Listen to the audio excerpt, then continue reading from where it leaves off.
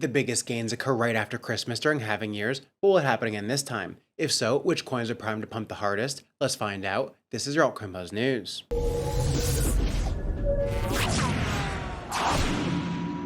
Hey, what's up everyone? My name is Cody, and if you're new here, make sure to like, subscribe, and turn on notifications so you know when I drop latest content. Follow us on Twitter, altcoinbuzz.io, and as always, not financial advice, and wish the best of luck in your crypto ventures. Alrighty guys, welcome back. Hope you had a great Christmas and a happy holidays. Bitcoin is not looking the best right now. We had a bit of a Santa rally yesterday. The past 2 days we came back up, almost reaching $100,000. We came back into this and we made a lower high here. So now we're heading back down towards around $95,000. I think we probably do chop around here for the next week or so, especially into the new year. Unfortunately, I think maybe we do still come down here to this blue box between $87,000 and $90,000. I am expecting that. If we could take out these wicks here and come and just chop between these blocks until we, hopefully head out early January. But yeah, Bitcoin still chopping around, still pretty much giving us better altcoin buys right now. So we're going to be talking about different altcoins that you want to be buying for 2025 this year. But starting off here, we have Santaman who says Bitcoin has jumped to a high of 99.8K on a bullish Christmas crypto performance. Traders are now swinging bullishly once again, with speculation of 110K getting rampant. Historically, we see 110K Bitcoin only after the crowd doesn't expect it, as the image shows. So basically, everyone's expecting right now, which is why we're probably not going to 110K right away. And based on the sell-off, which happened, today as well, it doesn't look like we're going to 100K right away. And then we have Crypto Rover who says the biggest Bitcoin gains occur right after Christmas during halving years. You're almost there. Don't give up now. So showing this chart from different halving years. Bitcoin gains are huge after Christmas, and then altcoin season follows afterwards. So we're hoping for that in early 2025. And we're going to be talking about 5 altcoins that you want to see. But first, Michael Saylor recently bought even more Bitcoin, and he wanted CNBC saying this. Sold $1.5 billion worth of stock, backed by $500 million worth of Bitcoin. We bought back $1.5 billion of Bitcoin. We captured nearly $1 billion gain in the arbitrage. That we can do with equity day by day. When we do it with debt, we issue $3 billion of debt that's backed by $600 million of Bitcoin that comes due in 5 years. We pay 0% interest. We buy $3 billion of Bitcoin. We capture the $2.4 billion in the arbitrage gain up front. But then over the course of the 5 years, we double or we quadruple the investment because we're buying an asset which is appreciating faster. And now for the first altcoin we're looking at in 2025, we have Aptos. So Masari recently posted in November, Aptos' total value lock surpassed $1 billion for the first time and is up 19x year over year. The key updates include BlackRock's BUIDL on Aptos, the native USDT and USDC on Aptos, and daily DEX volume on Aptos is up 2,700% or 20x in the last year. So we can see Aptos' DEX volume and TVL has gone up like crazy in the past year. So Aptos could be one that we're going to be watching in the coming year. And then we have Token Terminal who is saying Aptos is still a bit faster than Arbitrum 1. So Arbitrum 1 is, one of the fastest and it's becoming very popular with Hyperliquid recently. But Aptos is actually a little bit faster than Arbitrum 1 is at 218 milliseconds per block time. Then we also have Crypto Aman who says Aptos just hit 3.7 million daily transactions with an average transactions per second of 3,700, over $1 billion in TVL, and a $5.35 billion market cap with $400 million traded in the last 24 hours. Aptos collaborates with leading companies such as Circle, Stripe, and Microsoft to strengthen its partnerships. And then lastly, Token Terminal says Aptos Layer 1 is on track to flip base Layer 2 in daily active users. An active user is defined as a unique address that engages in revenue-generating transactions during the relevant time period. So Aptos' Layer 1 is on track to flip Coinbase's base Layer 2 in active users, which is very bullish for Aptos. And then our second altcoin for today is Movement, which describes itself as a cutting-edge Layer 2 solution built using Move VM, designed to provide developers with a powerful, efficient, and scalable platform for creating the next generation of decentralized applications. So BitGo and Wrap Bitcoin are now coming to Movement as well, and you'll be able to use Wrap Bitcoin in their next generation DeFi ecosystem. Now, Movement is combining Bitcoin, the world's hardest digital asset, with the Move VM speed, power, and security. With Wrap Bitcoin on Movement, you'll be able to easily use Wrap Bitcoin for collateral, loans, lending, and a universe of DeFi possibilities. Movement is also an ideal home for cool DeFi products like Wrap Bitcoin. Movement offers speed, scalability, interoperability, and security. And they also said in DeFi's story, hacks have been a frustrating theme. Move's security is changing that. Move lets builders put security first without sacrificing speed. Using Wrap Bitcoin and other complex assets is just safer at Movement. And Movement also said we reached a huge 2024 milestone when you guys helped us build Parthenon.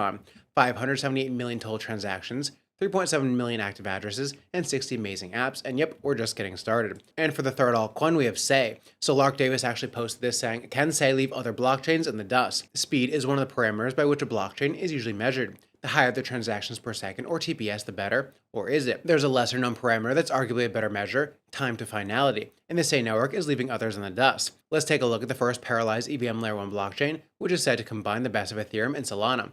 So what is time to finality? Imagine you're in a racing event, the engine soars, the lights flash green, and the car speeds off the starting line. These cars can travel at a breakneck speed of more than 200 miles per second, and that's comparable to blockchain's transactions per second. But the real excitement is when the first car crosses the finish line. This is finality. In blockchain, finality is the point at which the transaction is permanently and irreversibly recorded on chain. It's like crossing the finish line in a race, and once you cross it, the result is final and can't be changed. This gives everyone confidence that the transaction is secure and complete. So how does Say compare with other crypto projects? The finality time, less than 400 milliseconds, and for Ethereum, finality time is about 13 minutes, and Solana about 2 to 3 seconds. And then we have Say who says we're halfway into the bull run, and the narrative is shifting to utility coins. Fast alt layer 1s are dominating, and undervalued chains stand out, the Say network. Combine the strengths of Ethereum and Solana, and Say is the fastest and cheapest layer 1. Something is cooking, and the stats are rising. Let's dive in. So Say is a high-performance layer 1 blockchain built on Cosm Wasm, specializing in DeFi applications. Its tech design supports parallel transaction processing, enhances scalability and efficiency for decentralized exchanges, gaming platforms, lending protocols, NFT marketplaces, etc. Since its upgrade to Say v2, Say became the first parallelized EVM blockchain, combining Ethereum's development standard with Solana's performance to create an ideal cost-effective ecosystem for builders. Say has overcome Ethereum scalability issues, slow transactions, and high gas fees by letting Ethereum-compatible apps run faster and cheaper than any other layer 2. It reduces congestion while offering developers a scalable solution within the EVM ecosystem. Recently, the numbers are steadily creeping and giving bullish signs, signaling it's Say time. Say TVL currently sits at a record high of $238 million, just 5x away from $1 billion, with an all-time high in daily active users, all-time high in DEX volume, all-time high in daily, weekly, and monthly active addresses, and lowest fees among fast layer 1s like Solana, Sui, Aptos, and Base. All that's left behind is the price, which is up 90% in the last 3 months, and it's just 2x away from all-time highs. And Michael Vanderpump says, Say is an example of an asset that is yet to move. It's still consolidating in the accumulation range with the Bitcoin pair. Once it clears 800 sats, we're likely to be printing new all-time highs.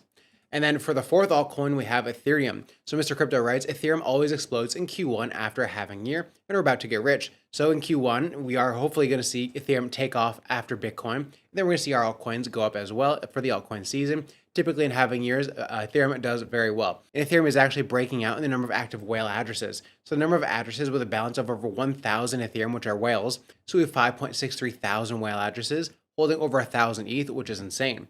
And then for our last altcoin, which you need to be checking out, is AVAX. So we have not enough people understand that AVAX is cap supply like Bitcoin and unlike Ethereum. And Masari recently posted saying, key update, Avalanche unveils Avalanche 9000, its biggest network upgrade since launch, simplifying custom layer 1 creation and enhancing cross-chain interoperability.